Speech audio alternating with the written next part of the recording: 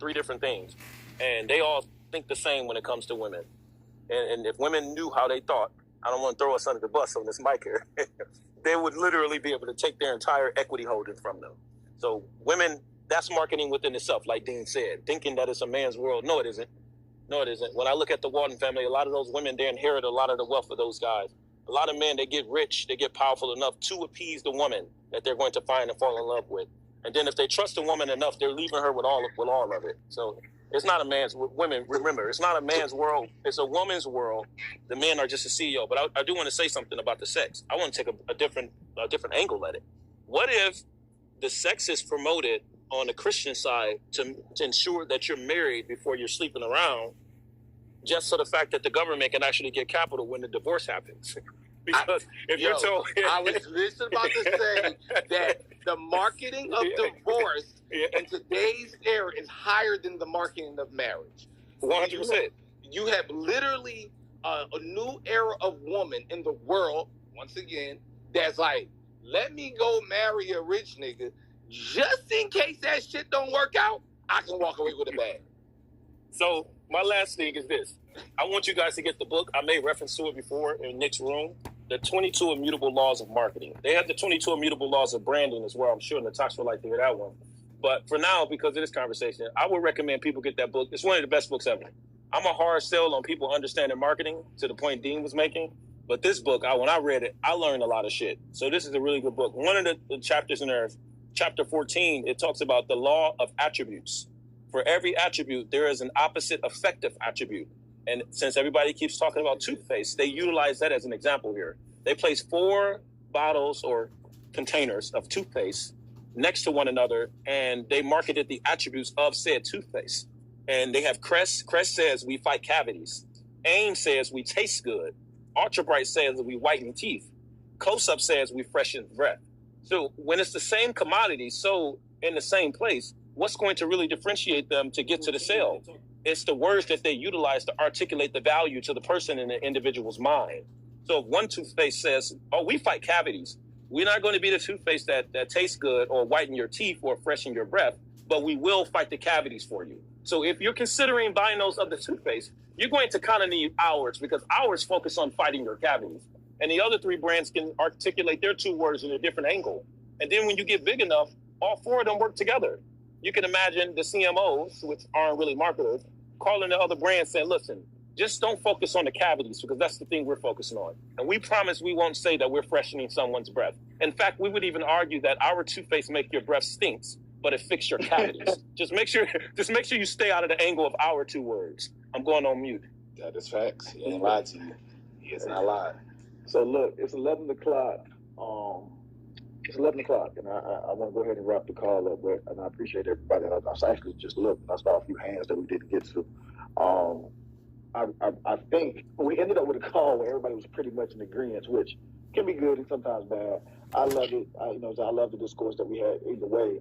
I guess, at the end of the day, I think we might be all be a little biased. We get on this marketing call every Monday to talk about marketing. So when you question the importance of the value of it, of course, many of us are going to say, that's ridiculous. But we see it in practice every day. I know I do. I talk to artists that think, and it was funny, Greg put it in the chat.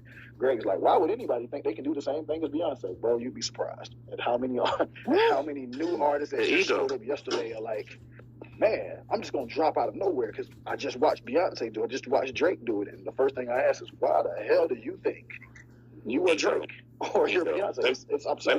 Let me land with this, because I know you about to close the room. Yeah. You just said something. You said, why would any artist think they could do what Beyonce do? The other thing of marketing is the marketing of work ethic. The marketing of work ethic. Kobe Bryant, Michael Jordan, Beyonce, Floyd Mayweather, Steve Jobs. The marketing of work ethic. Like, nobody ever wants to talk about that part of it right there. We talk about the marketing of starting something. I'm an entrepreneur. I just started my new company. We talk about the marketing of success. Oh, I just made $1 million and I sold my company. But nobody talks about the in-between period of A to Z, which is the work ethic. And only the super, super greats market the work ethic. Jay-Z's marketing of work ethic was, I don't write. It comes so easy to me that I don't even write it. I just go in there and say this great shit. And then a whole generation after him said, I don't write no more either. But they shit don't come out like his. I think me and you said, but their shit don't come out like his. Wayne, the closest one, The results honestly. we But know. other than that, That's nobody it. else. Everybody else just got lazy. Like, I don't want to. That's what I'm saying. Like, The oh, marketing all right. of work ethic. Hey, same thing. I don't want to market. Yeah. Well, I don't think Jay-Z was trying to market work ethic. He was just like, hey, I'm so good at this that I can kind of freestyle it essentially and come up with this amazing stuff. So everybody's like, well, I'll just mimic the thing that doesn't make me work hard. But it became a thing. People, to the point that people thought he was lying, that he made a movie about it, which was Fade to Black. Come watch me in here make these amazing songs by mumbling off the top of my head, and I give you a classic album. The buzz around it was like, he's lying. It's impossible that he's doing this. So he was able to use that and sell a movie. Shit, man. It sounds like the marketing of work ethic is a whole nother hour. Yeah, for sure. That's Well, look, problem. guys. Well, look, and I know we're not supposed to talk about Puff, but he is the king of the person who marketed work ethic. Oh, man. Yeah.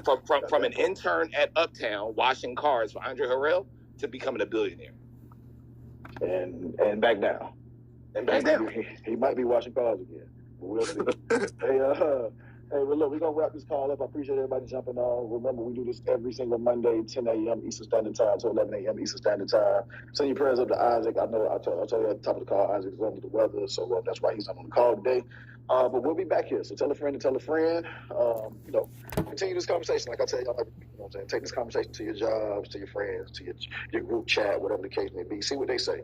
I'm curious if anybody brings some different opinions back to the table. And like I said, I'll see y'all next Monday. Peace. Peace out. Peace.